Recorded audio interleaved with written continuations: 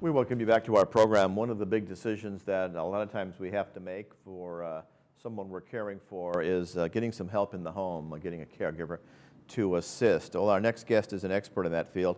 Nick Payzant joins us today. He's the Chief Executive Officer of Irvine-based Cerna Healthcare. And Nick, welcome to the program. Thank you.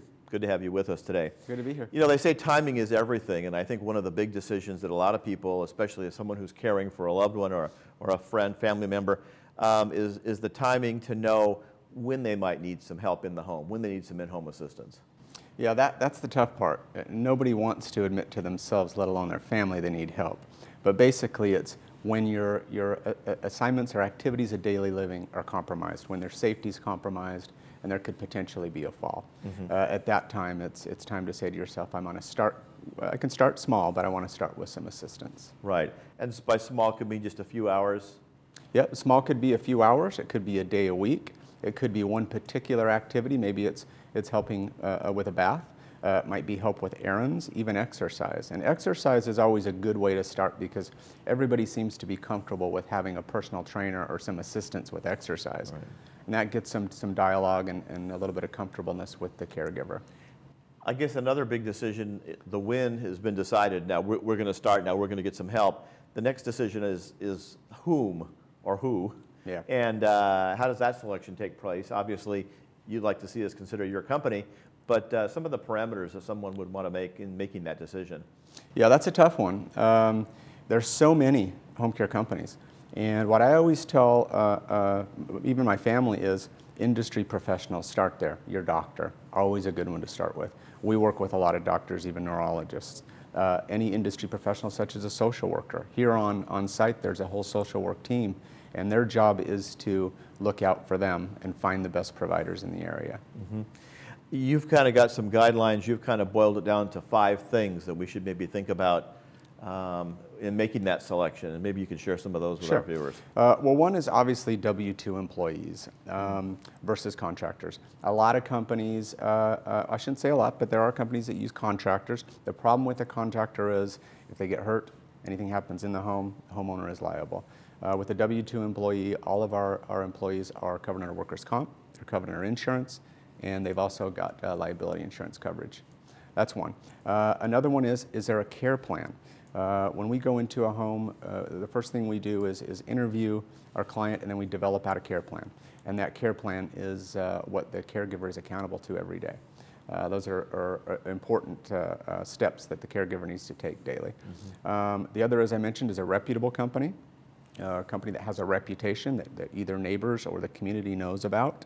Several things to think about, and I know, you know, we're coming up on tax time right now. People that have hired an independent contractor, so to speak, legally are really responsible to pay taxes for that person. That is correct. And do a lot of paperwork on that, which if we work with you, is not the case. You've taken care of that because they're an employee. Yeah, that's true. And a lot of people don't know that you are responsible for the taxes of that contractor coming into your home. Right. And you've got to file that 1099. If you don't, you could end up with a little tax bill on your hands. Yeah, and some unpleasantness at tax time is something most of us don't want to have happening. One of the areas that's such a big concern to all of us as we age is, you know, what's going on inside of our body and inside of our head. We hear so much about Alzheimer's disease and dementia these days. You know, the old story, I guess, is if you lose your car keys and find them again, that's not so bad, but when you find your keys and don't know what they're for, you may have a more serious issue on hand. That's something that you probably have to determine on who to send as far as a caregiver, if it's aging, if it's a little bit of forgetfulness, or if it is full-blown dementia. Sure, and that's the big one, right? Everybody says, well, you know, I'm getting a little forgetful, is that going to be a problem? It always crosses the line when it's safety, leaving the stove on, forgetting an emergency phone number or an emergency contacts phone number. Those are things that are really important to know, that if it's dementia, you just want to talk to the doctor. A lot of times they can direct you to the right place, whether it's medication. It could be some medication that could help. It may not be dementia. It may just be some forgetfulness. But for us, it's a different plan of care. It's a different caregiver, and it's one that has a different skill set. Right. You mentioned speaking with the doctor might be a good place to start. In some cases, I would imagine some medications may have side effects with more and more people getting more and more prescriptions these days. If they're taking 4, 5, 6, 7 prescription drugs, there might be some kind of an interrelationship there that may be leading to that seeming disorientation or dementia as well, and maybe medication change appropriate at that point as well. Sure, absolutely. They're called, there's a lot of medications now called cholinesterase inhibitors, and there's very little side effects, and they do a great deal to help with cognition. And what you can find with folks with dementia is there's a lot more lucid days, and that will just, it might even be a small, a little tiny bit that they get every day, but overall it's just a better quality of life for a longer period of time. One of the options I know for families when these things become serious is maybe sending that individual to a nursing home or some kind of a professional institution. My understanding is people really do better, live longer and happier if they can stay at home as long as possible.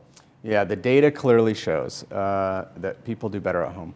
It's familiarity, they're more comfortable at home, and everything that you read, that you hear from industry professionals, even doctors, is there's a faster decline going into a facility. So our goal is to keep people from being institutionalized. We want to see them stay home. They seem to do better long term and have a more vibrant life. Good. Talk a bit about your company, a little bit of what makes Cerna different from others in the field.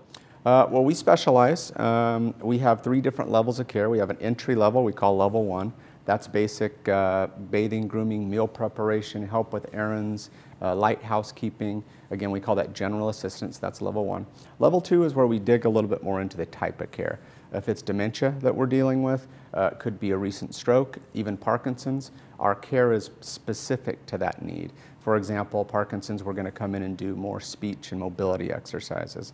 If it's a stroke, we're going to do fine and gross motor skill type care.